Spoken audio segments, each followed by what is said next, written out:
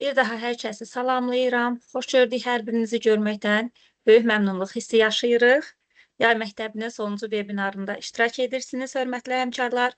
Bugün mən Təran Nuriyevanın moderatorluğu ilə, Arzu xanım Nəsirlinin təqdimatçılığı ilə Teams platformasından danışacağıq. İlk öncə Arzu xanımı sizə təqdim edim. Arzu xanım Saray Qəsəbə 1 nömrəli Ümumi Təhsil Məktəbinin müəllimi, eyni zamanda Xəzər Universitetinin müəllimi, həmçinin beynəlxalq dərəcəli təlimçidir. Bugün bizə Teams platformasının tətbiq imkanlarından bəhs edəcək. Arzu xanım, söz uzatmadan sizə ötürmək istəyirəm. Buyurun, dinləyirik sizi. Hər vaxtınız xeyir olsun, hörmətli həmkarlar, hər birinizi Rəqəmsal Yay Məktəbinin sonuncu vebinarından salamlayıram. Təranə xanım artıq mövzunu bizə qeyd etdi, bizə isə həmin mövzu üzərindən davam etməyə düşür. Elə isə mən ekran paylaşımı edərək birlikdə sizinlə davam edəcəyik. Zəhmət olmasa ekranın paylaşılıb, paylaşılmadığını bildirərsiniz Təranə xanım. Hər şey qaydasındadırsa, biz başlayaq. Aha, ekranınız görsənir hal-hazırda. Təkrar paylaşıram. Nədənsə mən donma hiss etdim, ona görə təkrar yenidən cəhd edək. Aha. Bəzən bir neçə tətbiqi üst-üstə istifadə edən zaman müəyyən texniki hissələrlə rastlaşa bilirik. Məncə bu dəfə yaxşı görünməlidir. Aha, buyurun, görsənir, bəli. Təşəkkür edirəm rəyinizə görə. Qeyd etdiyimiz kimi biz Microsoft Teams platformasının imkanlarından danışacaq və bugün təqdimatçı qismində mən sizinləyəm. Yaxın bir neçə dəqiqələr ərzində müəyyən qısa müzakirələrimiz olacaq. Müzakirələrimizi chat bölməsində yaza bilərsiniz. Suallarınızı da həmçinin. Ümumi izah hissəsi keçdikdən sonra sizin suallarınıza geri dönüş edəcək və Təranə xanım sizinlə sürətli şəkildə əks əlaqə qurmuş olacaqdır. Qeyd etdiyimiz kimi Microsoft Teams platformasının imkanlarından danışacaq. Təbii ki, başdan sona qədər bütün funksiyalarına biz toxunmayacaq. Çünki müəyyən hissələrdə toxunulub, yəni onun müxtəlif parametrlərinə. Biz sizinlə daha çox hansı imkanlara sahibdir, biz tədris prosesində necə bu Teams platformasından istifadə edə bilərik, onunla bağlı olan hissələrdən danışacaq. Mən hal-hazırda istəyərəm ki, sizlərdən qısa bir rəylər alaq onlayn görüşlərlə bağlı. Biz hal-hazırda onlayn görüş prosesi çərçivəsindəyik. Sizlər bəs hansı platformalardan istifadə edirsiniz? Ola bilər ki, sizin alternativ cavablarınız var və sizlərdən bu cavabları almaq istəyərdik. Yəni, sizin praktikanızda, sizin təcrübənizdə müəllim olaraq, ola bilər hər hansısa bir inzibati heyət olaraq, yaxud da bəlkə tələbə qrupları ola bilər aramızda. Sizlər onlayn görüşlərdə hansı platformalardan istifadə edirsiniz? Gəlin bununla bağlı qısa bir sorğuya baxaq. Təranə xanım, sizdən də xahiş edəcəm ki, ekrandan mən çıxmayım, siz bizə səsləndirəsiniz. Baş üstə Arzu xanım, artıq yavaş-yavaş siz elə sualı səsləndirən anda bizim dəyərli həmkarlarımız rəy yazmağa başlayıblar. Bu qədər operativ və bu qədər sürətli bir komanda işini görürük. Düşünürəm ki, biz artıq bir komandayıq və artıq Səadət xanım Məhərrəmova Zoom Google Meet adını qeyd edib, Səbinə xanım Zoom qeyd edib, Anaş xanım Əzizli Google Meet, Elnurə xanım Haqverdiyeva Zoom Google Meet, Təxminə xanım Ağayeva Google Meet, Şamama xanım Əliyeva isə Zoom Google Meet və Teams platformasının adını qeyd edib. Həmçinin Güləndam xanım da Zoom, Meet, Teams kimi platformaların adlarını, adətən elə Google Meet, bəzən Teams, Zoom yazanımız var, artıq rəylər çoxalır. Teams platformasında adını qeyd edən olub. Arzu xanım. Gözəl. Deməli, bizim yetəri qədər fərqli platformalarda təcrübələrimiz var. Bu təcrübələrin çox olması bizə imkan verir ki, hər hansısa bir platformanı müəyyən dərəcədə müqayisə edə bilək, onların fərqlərini, üstünlüklərini görə bilək. Biz bu günləri qeyd etdiyimiz kimi Microsoft Teams platforması üzərindən davam edəcək və onların niyə Microsoft Teams platforması, bu platforma nədir, imkanları nədən ibarətdir, onlara toxunacaq. İlk öncə bu sualı qeyd edəcəm. Təbii fikirlərinizi də yaza bilərsiniz chat bölməsinə. Bizə görə Microsoft Teams platforması nədir? Bu platformadan nə üçün istifadə edirik?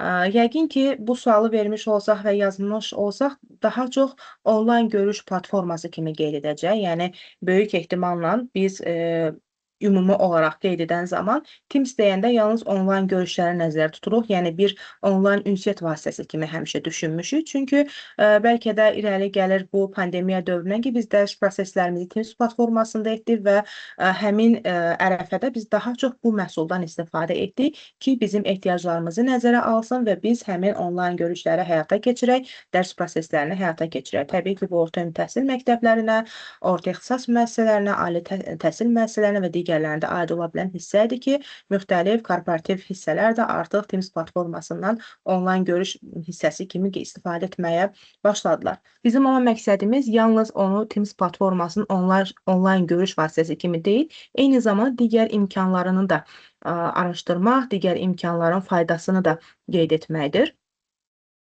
Ona görə də biz ümumiləşdirməyə çalışdım ki, Microsoft Teams deyəndə biz nə nəzərdə tuta bilərik? Yəni, niyə biz o platformadan istifadə edək?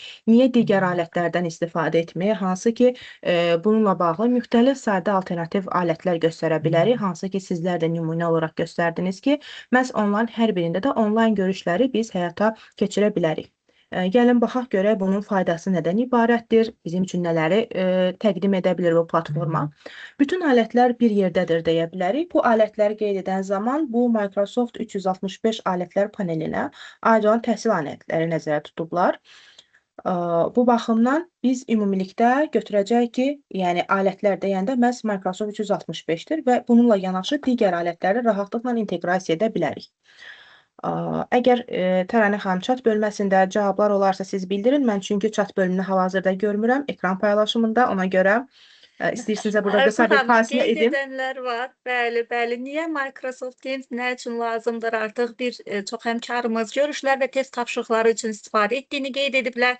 Eyni zamanda onlayn görüş keçirərək böyük summa qiymətləndirmələri məhz Teams vasitəsilə keçirdiklərini yazıblar. Həmçinin test tapşırıqların və dərslərin məhz Microsoft Teams-də keçirdən həmkarlarımız var. Hər biri dəyərlidir. Rəyləriniz üçün hörmətli həmkarlar. Hər birinizə dərin təşəkkürümüzü bildiririk və davam edirik. Buyurun Arzu xanım. Bunu həmkarların təcrübəsindən eşitmək və oxumaq çox gözəldir ki, yəni deməli bizim həmkarlar artıq həmin o təcrübəni yerinə yetiriblər, həmin təcrübələrə sahibdirlər və proqram haqqında daha gözəl fikirləri var deməkdir. Bu çox sevindirici bir haldır. Fərq etmir Microsoft Teams, istənilən bir alətin istifadə olunan zaman biz onun müsbət və mənfi cəhətlərini təbii ki, rahatlıqla görə bilirik. Davam etsək, alətlərdən biz danışdıq. Bu, Microsoft 365 alətləri panelinə daxil olan alətlər ki, birbaşa inteqrasiya imkanı verir və bu o imkandır ki, bizə bir platformadan kənara çıxmadan bir neçə proqram içərisində rahatlıqla istifadə edə bilirik və bunu fəaliyyətimizə tətbiq edə bilərik. Bu baxımdan biz qeyd edirik ki, Teams platforması bizim üçün bütün alətləri bir yerə cəmləşdirə bilir. Yəni, düşünün ki, bir sinif otağımız var. Necə ki, orada bütün məktəbli ləvazimatlarımız var, bizim jurnalımız oradadır, əyani vasitələrimiz oradadır. Əgər fənnimizə uyğun hər hansısa bir elementlər ola bilər, yaxud da plakatlar ola bilər, xəritə ola bilər. Bu da eyni zamanda ona bənzərdir. Bir virtual sinifimiz var və bütün alətlər bir yerdədir. Yəni, virtual formada da olmuş olsa, biz hal-hazırda həmin komandamızı, sinifimizi orada yarada bilərik. Digər bir hissə vaxta qənaət məsələsidir. Vaxta qənaət adətən nə baxımdan qeyd edirik? Məsələn, bizim hər hansısa bir onlayn toplantımız ola bilər, müzakirə edəcəyimiz bir layihə işimiz ola bilər ki, bizim fərqli məkanlarda ola bilərik və bizi bir məkana gətirmək üçün bu vasitədir. Necə ki, sizlər qeyd etmişdiniz digər platformalar ki, bunlar oxşar bir tərəfidir ki, vaxta qənaət edir və bu istənilən zaman kəsiyindən, istənilən məkan fərqindən asılı olmayaraq bizi bir arada cəmləşdirə bilir. Yəni, bu baxımdan da biz onun üstünlüyünü qeyd edə bilərik. Təhlükəsizliyini xüsusi vurğulamaq istəyərdik. Bu, adətən biz az yaşlı şagirdlərlə işlədiyimiz zaman həmin görüşə kənar müdaxilə olmasın, digər şəxslərin daxil olmamasının qarşısını rahatlıqla ala bilir və biz görüşü yaradan zaman orada müəyyən bir tənzimləməni edə bilirik, hansı ki, birazdan onu praktik olaraq da sizə göstərəcək, təqdim edəcək. Əməkdaşlığı gücləndirir. Bunu məncə vaxta qənaət hissəsində müəyyən bir hissələrini qeyd etdim. Məsələn, xatırlayıram, xarici beynəlxalq layihələr olsun, digər bir ölkənin müəllimi ilə bir araya gəlmək üçün, yaxud da hər hansı bir ortaq alətdə istifadə etmək üçün, məsələn, biz e-twinningi nümunə üçün götürə bilərik ki, şagirdlərimiz istifadə edən zaman hər hansı bir Microsoft alətindən əməkdaşlıq funksiyasından istifadə edirdik. eyni anda bir təqdimat üzərində təqdimat yarada bilərdik. PowerPoint slaydı üzərə, yaxud da bir Swain üzərində müəyyən bir vizual materialları hazırlaya bilərdik. Fərqli-fərqli ölkə, fərqli siniflər, amma ortaq bir məhsul yarada bilir və bu imkanı da bizə məhz Microsoft Teams yaradırdı ki, həmin müzakirələri isə biz Teams platformasında həyata keçirə bilərik. Digər bir məsələ isə hibrid təhsil məsələsidir. Biz adətən sinxron, asinxron dərs nümunələrindən danışırıq. Burada 5-6 il öncəyə qədər bizim daha geniş təcrübələrimiz yarandı və hibrid təhsili daha rahat şəkildə dəstəkləyə bilir. Nə baxımından? Deyək ki, bu günləri biz hal-hazırda görüşümüzü sinxron formada həyata keçirdirik. Ardıcıldır, biz danışırıq və qarşılıqlı bir diskussiya şəklindəyik. Amma bəzi həmkarlarımızın daha sonra bu görüşə baxmaq imkanını əldə edə bilər. Deyək ki, bugün hal-hazırda qoşula bilmir. Burada bir problem yaratmır. Teams bizə imkan yaradır ki, hər hansısa bir ödənişli əsas olmadan biz rahatlıqla video qeydimizi alırıq bir neçə saat etibarilə. Yəni bizim görüşümüzün vaxtından asılı olaraq həmin interval əsasında isə yenidən daha sonra görüşlərə qatılaraq həmin dərsləri izləmə imkanına yaradırlar. Eyni zamanda qiymətləndirmə məsələsinə toxunacağım. Çünki az öncə həmkarlarımız da səhv etmirəmsə, Təranə xanım qeyd etdi, orada KSG, BSG adını qeyd etdi ki, qiymətləndirmə prosesini biz Teams-ə inteqrasiya edərək şagirdlərə tətbiq edə bilərik. Eyni zamanda onların fəaliyyətini də izləmək mümkündür ki, hansı şagirdin dinamikası necədir, orada rəqəmlər bölməsində görünmüş olur. Mən hal-hazırda ekranımı... Xəyalə xanım Cəfərova belə bir qeyd burada çat bölməsində yazıb. Qeyd buyurun. edir ki, pandemiya dövründə maraqlı tapşırıqlar hazırlamaq üçün istifadə edirdim. Hazırda isə ödənişlidir. Bu barədə bizə zəhmət olmasa məlumatı verərsiniz və eyni zamanda qeyd edib ki, kiçik summativ qiymətləndirmə və böyük summativ qiymətləndirmə keçirilən zaman məhz Microsoft Teams-dən istifadə edib. Buyurun, söz sizindir Arzu xanım. Eşidirik sizi. İstifadə etdiyini həmkarımız bölüşüb. Bura qədər məncə bir sual hissəsi yoxdur. Ödənişli məsələsinə gəldikdə isə məncə bu Teams platformasına aid olmamalıdır zənnimcə. Çünki Microsoft Teams platformasına biz rəqəmsal məktəb platformasından daxil oluruqsa və Teacher Eduaz yaxud da Student Eduaz hesabımızla daxil oluruqsa, bizdən hər hansısa bir ödəniş istəmir və ödəniş istəmədiyi halda biz rahatlıqla həmin məhsullardan istifadə edə bilirik. Ola bilər ki, digər tətbiqlər ola bilər ki, bunlar müəyyən bir müddət ərzində bizə pro hesabı pulsuz belə deyək də free versiyada təqdim edə bilir. Daha sonra isə müəyyən müddətdən sonra artıq kommersiya məqsədidir və həmin tətbiqin belə deyək də xüsusiyyəti budur ki, artıq onları ödənişli hala keçirir, yaxud da müəyyən limitlər tətbiq edə bilir. Bu baxımdan biz o alətlər haqqında danışmadığımıza görə ora konkret bir fikir bildirə bilməyəcəm. Bu təbii haldır, yəni məhsulu bu formada təqdim edir, amma Microsoft Teams platforması Office 365 alətlər panelinə aid ola bilən hissələrdən biz danışırıqsa, burada hər hansısa bir ödənişi qeyd etməyəcək. Bu baxımdan rahat ola bilərik məncə. Rahatlıqla həmkarlar istifadə edə bilər. Və Teams platformasının qoşulma imkanları da müxtəlif qurğulardan qoşula bilir. Eyni zamanda masaüstü kompüter, notebooklardan şəxsi olaraq qoşula bilərik, mobil versiyadan qoşula bilərik. Yəni, əlçatanlıq rahatdır. Yetər ki, internetə çıxışı olan hər hansısa bir qurğu olsun. Biz rahatlıqla həmin prosesdə ümumilikdə biz fəaliyyətimizi cəmləşdirək. Davam edəcəyik biz sizinlə. Qısa bir yenə də bir sualımız olacaq və bu sualdan sonra eyni zamanda mən ekran paylaşımı edəcəm. Ona görə sualı birinci təqdim etmək istəyirəm. Daha sonra isə ekran paylaşımına qədər sizlərin fikirlərinizi rahat şəkildə istəyərəm ki, yazaq. Biz onlayn dərs qeyd edirik. Bu onlayn görüş zamanı istəyirik ki, sakitliyi qoruyaq. Təbii ki, istəmirik ki, səs keyfiyyəti aşağı düşsün. Bu söhbət müzakirəni kəsmək deyil, sadəcə olaraq bir görüşü keyfiyyətli formada təqdim etməkdir. Bu zaman siz necə bu sakitliyi qoruyursunuz, hansı üsullardan istifadə edirsiniz, onu qeyd edə bilərsiniz zəhmət olmasa chat bölməsində. Mən isə ekranı təqdimatı dəyişərək digər ekrana keçirəcəm. Ona görə hal-hazırda istəyəcəm ki, sizdən məhz bu suala bağlı cavab yazasınız. Mən ekranı hal-hazırda dayandırıram. Sualı təkrar bir daha qeyd edək ki, onlayn dərs vaxtı mövzu izahında sakitliyi necə qoruyursunuz? Siz suallarınızı cavablandırın zəhmət olmasa, mən isə digər ekranımıza keçid edim və həmin müvafiq yerdən davam edəcəyəm.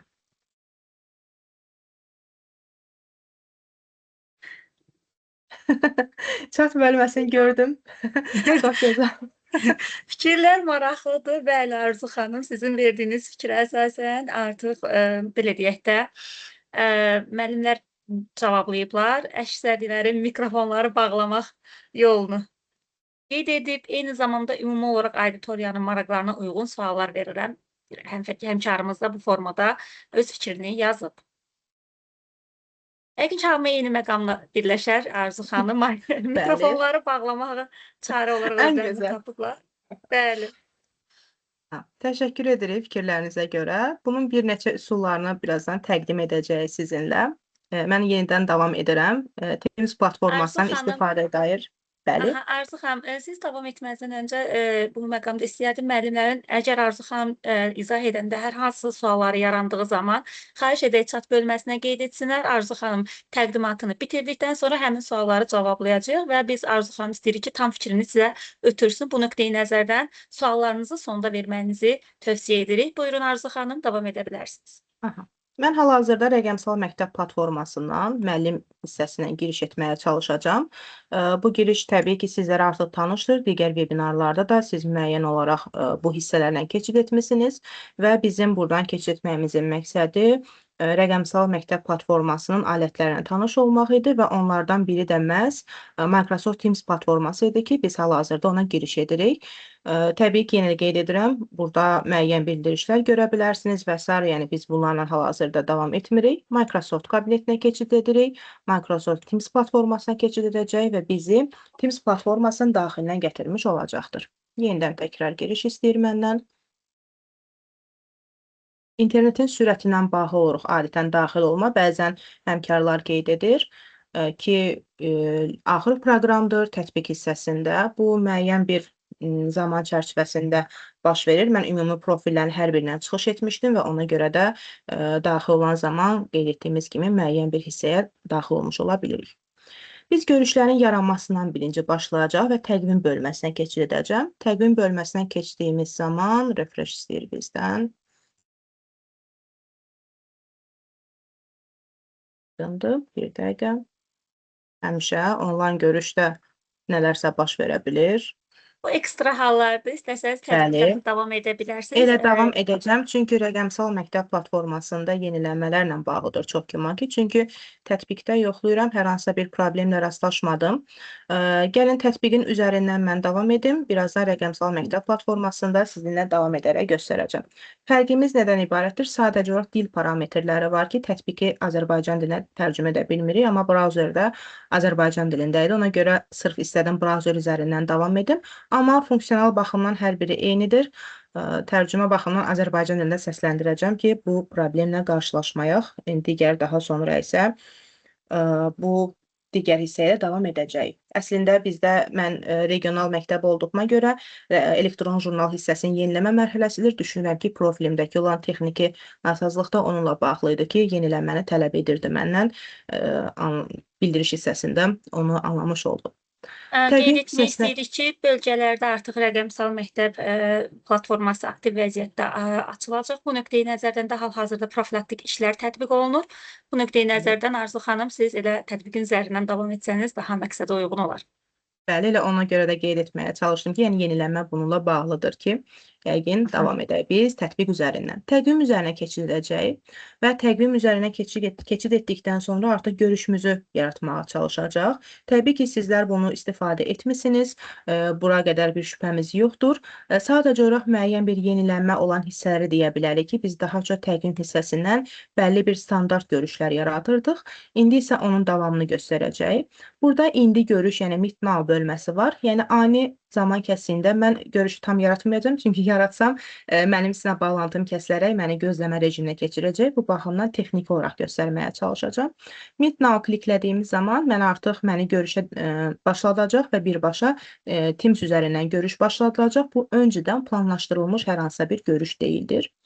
Ona görə də biz bu görüşü hal-hazırda yaratmırıq. Digər bir bölməyə keçirik. Yeni bölməsinə daxil olacağam. Yeni görüş yaratma bölməsində sağ tərəfində bölmələri var. Alt bölmələr deyək. Daxil olduğumuz zaman bizdə tədbir yaratma bölməsini görə bilirik. Event yaratmaq hissəsi var. Hal-hazırda qoşulduğunuz görüşü mən event bölməsindən yaratmışam. Bir də var kanal görüşü. Bu əsas ikisinin fərqinin üzərində dayansaq, kanal görüşü odur ki, bəlli bizim komandamız var, komanda üzvlərimiz var və həmin komanda üzvlərinə biz görüş keçirmək istəyirik. Bu daha biraz məhdud çərçivədədir. Çünki məsələn, nümunə üçün qeyd edək, mən kanal görüşü yaratsam və bu linki sizə göndərsəm, siz görüşə qoşula biləcəksiniz. Yalnız chat bölməsi sizin üçün deaktiv olacaqdır. Yəni, gərək siz virtual məktəb hesablarınızla daxil olasınız ki, o sizin üçün aktiv ola bilsin.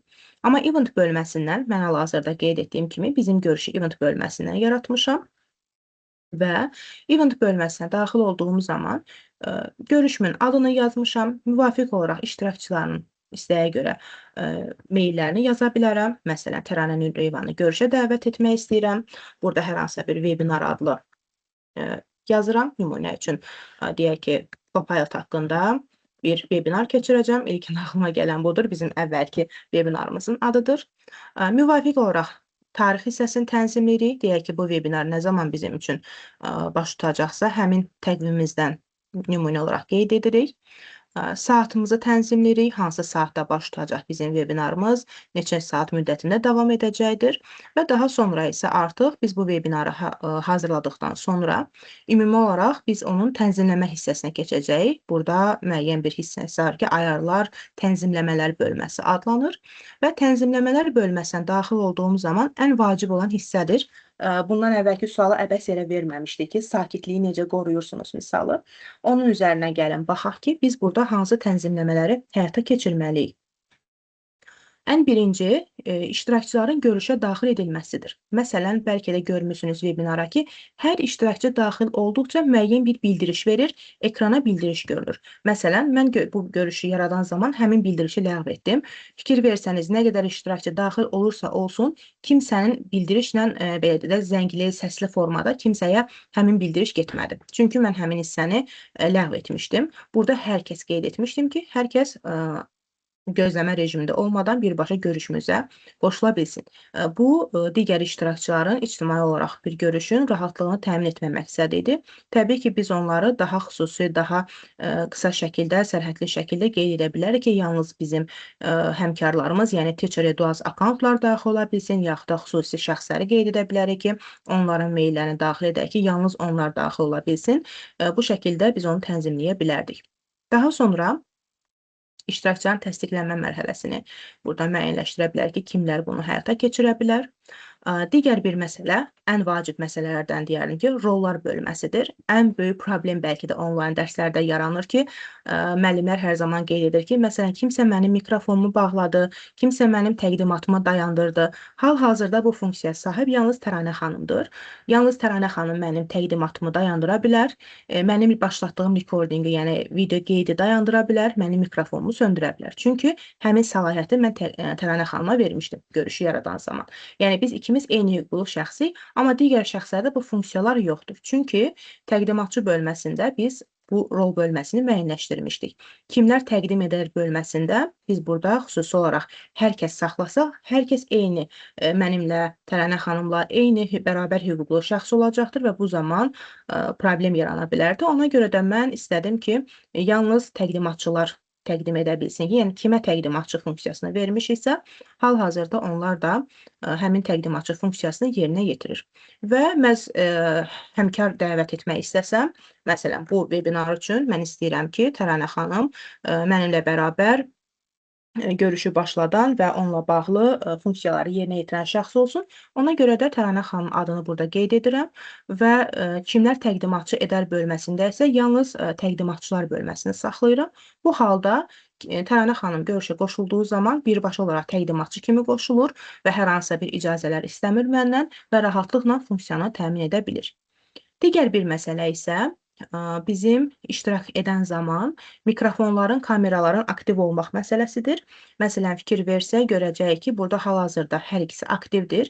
Mən mikrofonları bizim webinarımızda hər birini deaktiv etmişdim ki, yəni suallar yalnız chat bölməsinə yazılsın, bəzən texniki səbəblərdən mikrofon açıla bilər və s.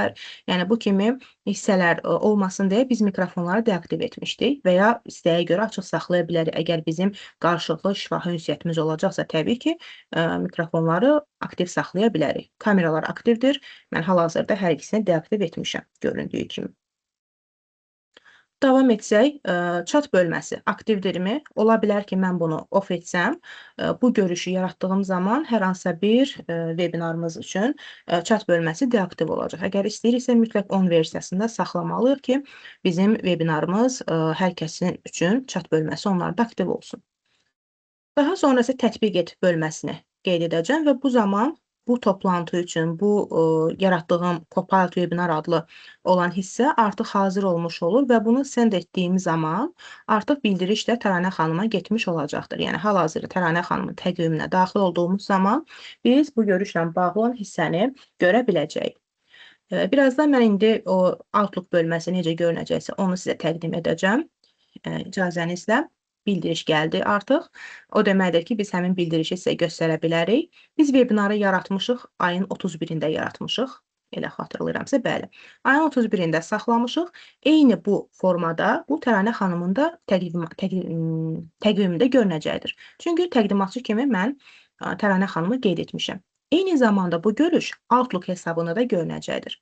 Mən Outlook hesabına daxil olsam, fikir versəniz, Təranə xanım üçün bildiriş gəlib, bu Təranə xanımın profilidir və hal-hazırda biz görüşə daxil olduğum zaman fikir verirsinizsə 15:35-də Arzu Nəsirlidən bildiriş gəlib ki, Webinar Copilot adlı bir webinar onu dəvət edirik. Təranə xanım üzərinə toxunacaq və toxunduğu zaman görəcək ki, Arzu Nəsirli ona belə bir görüş göndərib. Əgər ona uyğundursa, qəbul edin vuracaq. Əgər istəsə ki, yox, bu təqvim yox, buna uyğun deyil, təqdimat iştirakı mümkün olmaya bilər, yaxud da ola bilsin ki, müəyyən bir səbəblərlə rədd etmək istəyirsə, yəni bu görüşdən imtina edirsə, rədd edin funksiyasını vurur. Və bu zaman planlaşdırılmış görüşlər içərisində həmin hissə görünməyəcək. Amma qəbul edin vurduğu halda həmin görüş artıq Təranə xanımın təqvimində görünür. Eyni zamanda Outlook hesabında yadda saxlanılır və ayın 31-i görüşə 15 dəqiqə qalmışdan etibarən Təranə xanıma bildiriş gələcək ki, məhz bu mövzuda bir webinar var. Qeyd etdiyim kimi, sizinlə də bağlı hər hansısa bir komandanızda yaradılan bir görüşlər varsa, bununla bağlı isə bildiriş gəlir, siz də bunu Outlook hesabınızdan idarə edə bilərsiniz. Eyni zamanda isə biz bunun təqvim bölməsində, Teams platformasında da eyni qaydada görüşümüzü görə bilirik. Bu qeyd etdiyim kimi, hər hansısa bir təqvimdə tədbirin yaradılması mərhələsidir. Ola bilər ki, biz bunu bir komanda daxilində yaratmaq istəyək. Nümunə üçün gəlin baxaq görək komandada necə yarada bilərik. Qeyd etdiyim kimi, kanal meeting bölməsinə daxil oluram. Dərsimizin adını yazacaq. Nümunə üçün mən bir musiqi dərsini yaratmaq istəyirəm. Musiqi dərsini yaratdığım zaman yenə də müvafiq olaraq mən tarixləri tənzimləyə bilərəm. Deyək ki, 28-i olacaqdır. Düz 28-də musiqi dərsi keçməmiz real deyil, amma nümunə olaraq qeyd edək. Məsələn, deyək ki, mənim dərsim saat 12:00-da başlayacaq, 12:45-də deyək ki, bitəcək. Yəni, bunu manual olaraq da tənzimləyə bilərik. Şərt deyil ki, mütləq oradakı saatlardan seçək. Xüsusi saat ola bilər bizdə. Yenə də eyni tənzimləmələr, ayarlar bölməsi digərində göstərdiyim kimidir. Bu baxımdan bunu təkrar etməyəcəm. Eventdə etdiyim bütün parametrlərin hər biri məhz burada da görünməkdə mümkündür. Yəni, bunu rahatlıqla tətbiq edə bilərsiniz. Daha çox funksiyasında fikir versəniz, az öncə göstərdiyim rollar, kamera, mikrofon bölməsi və s. hissəsinin hər biri eynidir. Digər planlaşdırılmış assistant bizə var burada. Bu bizim üçün nəyi rol oynayır? Yəni, görüşlərimizin idarə olunma hissəsidir ki, üzərinə daxil olan zaman göstərir bizə ki, həmin saat çərçivəsində başqa görüşlərimiz varmı? Yəni, cədvəlimizin nə dərəcədə dolu, yaxud da boş olduğunu planlaşdırılmış assistant hissəsindən müəyyənləşdirə bilərik. Yəni, rahatlıqla bizə digər görüşlərimizi də göstərə bilir. Nümunə üçün Teams platformasına bağlı olan görüşü göstərir və mənim statusumu burada məşğul göstərir. Yəni, bu saatda mən məşğulam. Detallar hissəsinə yenidən geri qayıtsaq və ümumilikdə bütün görüşlərimizi yaratdıqdan sonra, parametrlərini tənzimlədikdən sonra save düyməsini klikləyirik və bu zaman komandamın təqvim hissəsində həmin görüş yaradılmış olacaqdır. Digər bir məsələni isə komandanın daxilindən olan görüşü göstərək. Məsələn, başqa bir köhnə sinifimizə daxil olaq, ötən tədris ilində. Deyək ki, mən komandanın daxilindən də görüşü yarada bilərəm. Eyni qaydada Meet-Now bölməsi var. Aynı olaraq zaman kəsiyində görüşə başlamaq və planlaşdırılmış görüş var. və bizi birbaşa olaraq komandanı seçmiş olacaqdır. Yəni bu komandada görüş olacaqdır. Görüşün adlarını yaza bilərik, tarixini yaza bilərik. Yenə də tənzimləmələr bölməsinin hər birini eyni qaydada istədiyimiz formada tənzimləyirik və hər bir şey hazır olduqdan sonra send düyməsini klikləyirik və bu zamanda bizim görüşlərimiz həm bizim təqvim hissəmizdə, həm də eyni qaydada bizim komandamızda görünmüş olacaqdır. Məsələn, ayın 28-nə gəlin, yaxın gələcəyə edək. Tənzimlədim və saatı random olaraq seçdim. Send düyməsini klikləyirəm. Görüşün necə göründüyünü sizə göstərmək üçün. Həm komandamın daxilində görünəcəkdir, eyni zamanda həmin bu görüş bizim təqvim bölməmizdə də görünmüş olacaqdır. Hal-hazırda görünür. Təqvim bölməsinə qayıtsam, həmin təqvim görüşünü görürsünüzsə, burada musiqi adlı bir fən var. Bir neçə görüş yaratmışam ki, sizə musiqi adında gərək fərqli edərdik. Gəlin baxaq görək, bəs bunu necə paylaşa bilərik. Deyək ki, mən bu görüşü yaratmışam. Hal-hazırda isə bu görüşə başlamaq üçün join əmrini klikləyəcəm. Ola bilər ki, mən bunu linkini istəyirəm ki, paylaşım.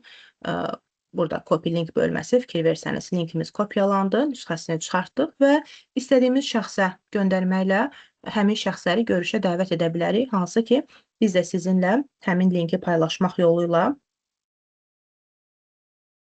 görüşü sizinlə paylaşmış olmuşduq. Eyni qaydada bu Teams platformasında görüşdə eyni qaydada sizinlə paylaşılmış və planlaşdırılmışdır. Eyni qaydada baxsaq, komandamızın içərisində daxil ola bilərik. Bu bizim virtual məktəbdə komandamızdır, sinifimizdir, virtual sinifimiz. Eyni qaydada buradan da şagirdlər daxil olub qoşula bilər və təqvim bölməsindən də daxil olmaq mümkündür. Bu həm müəllimlərə, həm də hər kəsə aiddir.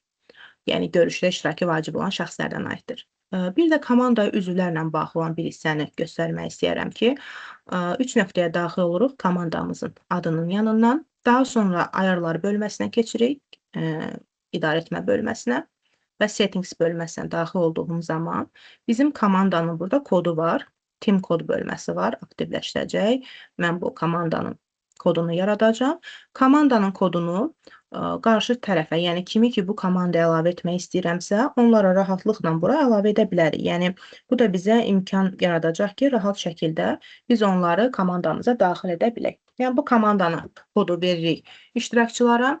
Həmin iştirakçılar da join or create team bölməsinə, yəni komandaya qatıl bölməsinə daxil olurlar və verdiyimiz kodu bura daxil edərək komandaya əlavə edə bilərlər. Yəni bu komandaya daxil edilmənin hissəsi idi. Digər bir məsələ isə bizim sualımız var idi ki, səs-küyü azaltmaq məsələsidir. Təranə xanım, sizdən bir şey soruşacağam ki, hal-hazırda mənim səs keyfiyyətim necədir? Yəni bu mənim səsimdən başqa əlavə səslər eşidirsinizmi? Xeyr Arzu xanım, sadəcə sizin səsinizi eşidirik və sizi duyuruq, belə deyək. Amma hal-hazırda siz bizdə qonaq olmuş olsanız, burada yetəri qədər fərqli səs templəri görə bilərdiniz və test etmək üçün otaqda hal-hazırda musiqi belə səsləndirirəm. Amma siz bu musiqini eşitmirsiniz, doğrudurmu? Bəli, doğrudur. Aha. Yalnız mənim səsimi eşidirsiniz və bu tənzimləməni də biz xüsusi olaraq Teams platformasında qeyd edə bilərik. Təkrar ekranı paylaşıram ki, sizə həmin hissəni də göstərək. Arzu xanım, sizi alqışlayırdılar müəllimlərimiz. Təşəkkür edirik. Sevindirici bir xəbər onların diqqətinə çatdırmısınız. Buyurun. Aha, davam edirəm mən. Təkrar ekranımı bölüşəcəm. Mikrofonların işləməməsindən bağlı bir şey qeyd edək ki, biz özümüz onu etmişik ki, mikrofonlar bağlı qalsın ki, səslərdə hər hansısa bir problem yaşamayaq. Yəni, bilərəkdən mikrofonlar deaktiv edilib. Yəni, bu texniki xəta deyil. Mən ekranımı yenidən bölüşüm, çünki digər bir hissəyə keçirəndə istəmədim ki, keyfiyyətsiz bir görüntü yaransın. Hal-hazırda biz Teams platformasının içərisindəyik, yəqin ki, ekranım görünür. Doğrudurmu Təranə xanım? Görsənir, bəli. Hal-hazırda sizin siniflərinizin olduğu hissəni görürük. Əla. Yəqin ki, burada mənim profil şəklim görünür. Ekranın sağ üst hissəsində balaca burada 3 nöqtə bölməsi var. Hansı ki, tənzimləmələr bölməsinə keçid etmək üçün bir hissədir. Yəni, əlavə funksiyaları biz həmin hissədə görürük. 3 nöqtənin üzərinə klikləyirəm və daha sonra isə yenidən settings, yəni tənzimləmələr bölməsinə keçid edirəm və tənzimləmələr bölməsinə keçid etdikdən sonra burada qurğular bölməsi var, device bölməsi var. Mən qurğular hissəsinə keçid etdim.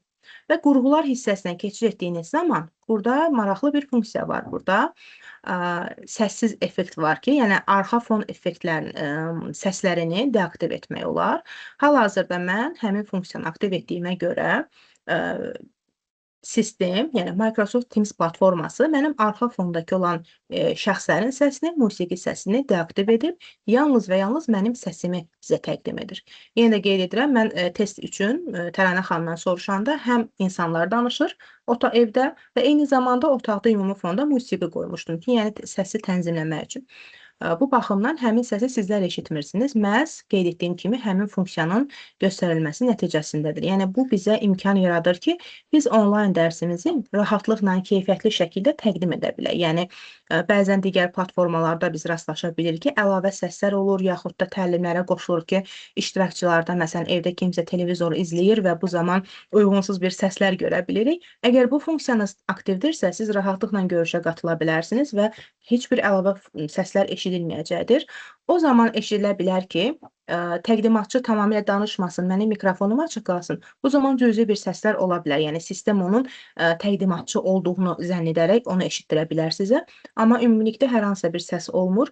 Ən azı bunu bugün canlı şahid olaraq da belə də bir sınaqdan keçirmiş olduq ki, mənim otağımdakı səsi sizlər hal-hazırda eşitmirsiniz. Yalnız mənim təqdimatımı, mənim səsimi, mənim danışığımı eşidirsiniz və bu funksiya bizim üçün belə deyək də həmin bu əlçatanlığı təmin etmiş oldu. Və bu Arzu müəllimə, uşaqlı analarımız artıq bu xəbərə sevindilər deyə düşünürəm.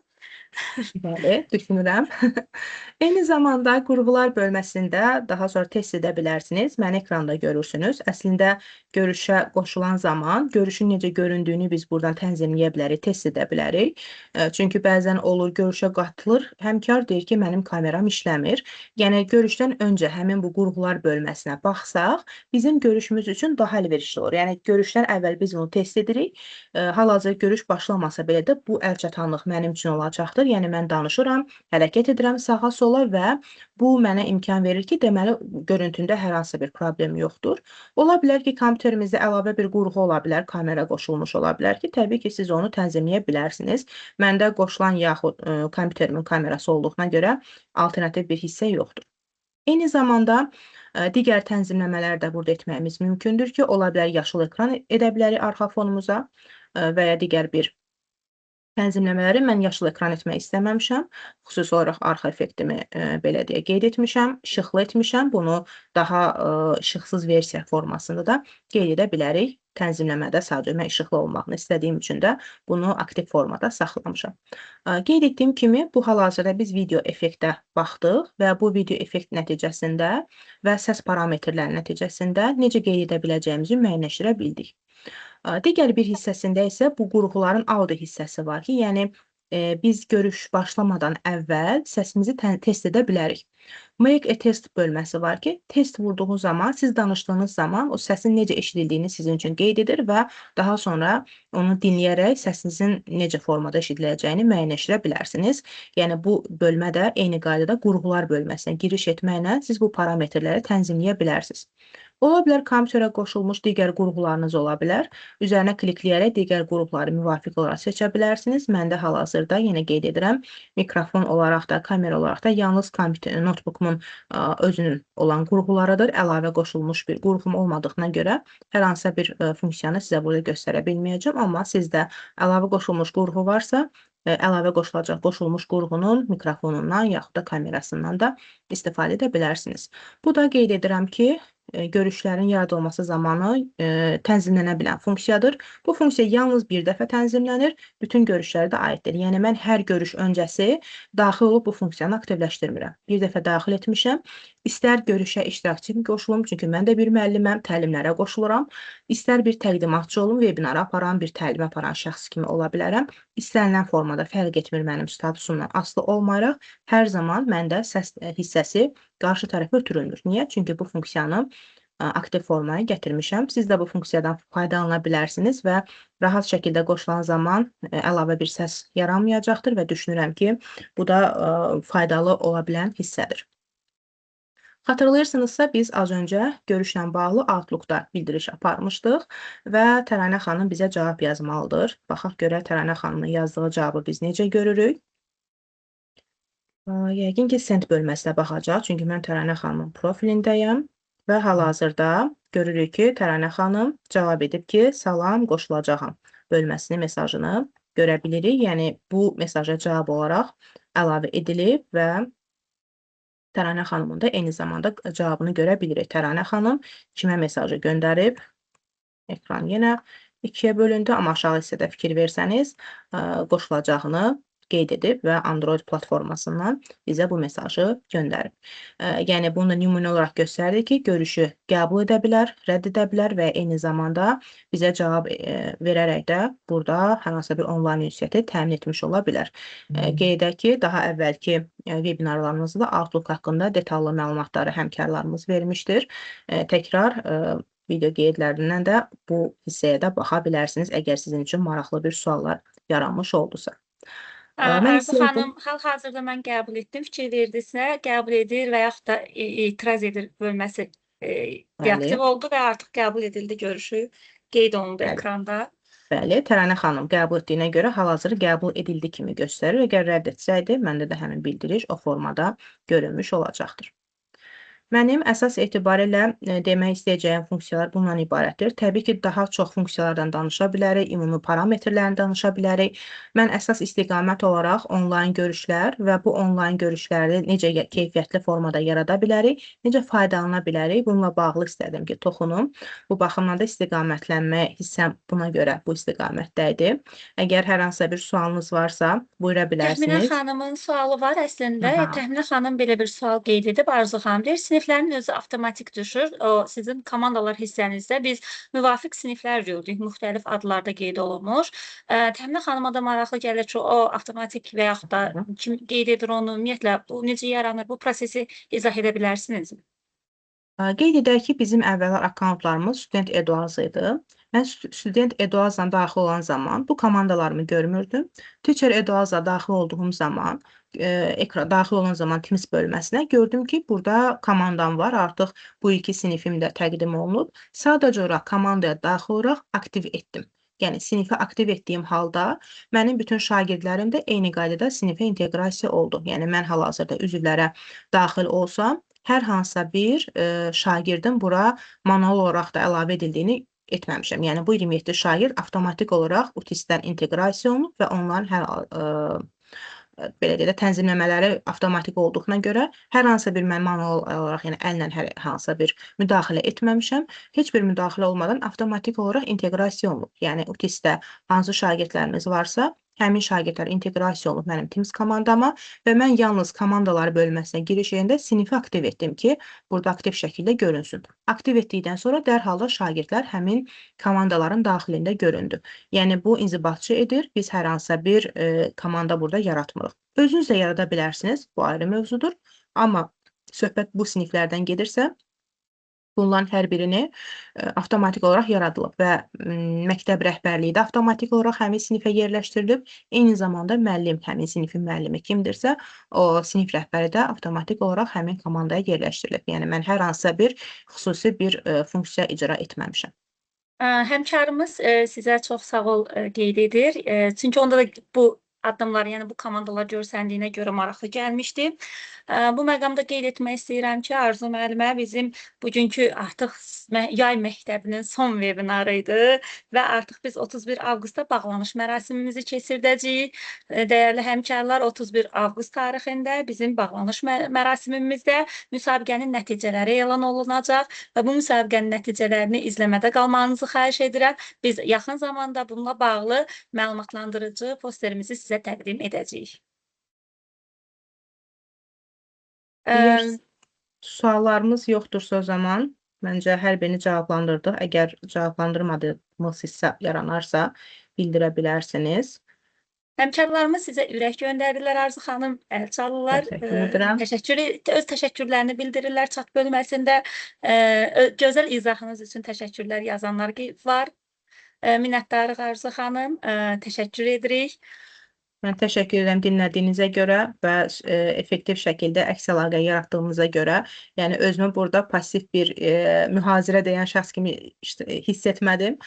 Suallara, cavablarla geri dönüş edirdiniz, hətta öz fikir təcrübələrinizi bölüşürdünüz bizim üçün və bu çox möhtəşəm bir hissə oldu mənim üçün. Təşəkkür edirəm və Təranə xanımın qeyd etdiyi kimi bizim sizinlə bu layihə çərçivəsində sonuncu təlimimiz idi. Qaldı müsabiqələrin nəticələrinin elan olunacağı sonuncu yekun görüşümüz və Natəvan xanım da Facebook səhifəsini paylaşıb ki, digər məlumatları da həmin linkə keçid edərək müvafiq olaraq həmin səhifədən ala bilərsiniz. Digər görüşlər, layihələrlə bağlı hər hansı bir bildirişləri almaq üçün eyni zamanda müraciət edə bilərsiniz və rahatlıqla da əlçatan olacaqdır sizlər üçün. Mənim Aysu deyəcəklərim bu xanım, qədərdir. son anda bir Buyurun. müəllimə həmkarımız chat da yazır ki, təqdimatı bilmək olar, hansı proqramı etmisiniz? Öz təcrübənizi yoldaşlarımızla bölüşə bilərsinizmi? Artıq sağollaşırıq, amma müəllimənin sualı istəmirəm ki, cavabsız qalsın. Buyurun. Təqdimatı Canva tətbiqindən etmişdim. Eyni qaydada virtual, yəni Teacher Eduaz akkauntuma daxil oldum. Teacher Eduazla daxil olduğumuz mail bizim üçün lisenziyalı bir akkauntdur. Rahatlıqla pro versiyalarından da istifadə etmə imkanımız var. Müvafiq bir şablon seçdim. Həmin şablon içərisini özümə uyğun tənzimlədim və onlayn versiyada sizə təqdim etdim. Yəni hərəkətli, funksiya, dizayn hər biri Canva-ya aid idi. Təşəkkürlər edirik. Təşəkkür bildirən həmkarlarıma da chat bölməsində qeyd edənlərə də çox sağ olumuzu deyirik. Ümidvarıq faydalı bir webinar oldu. 31 avqust görüşənədək. Hələlik. Sağ olun.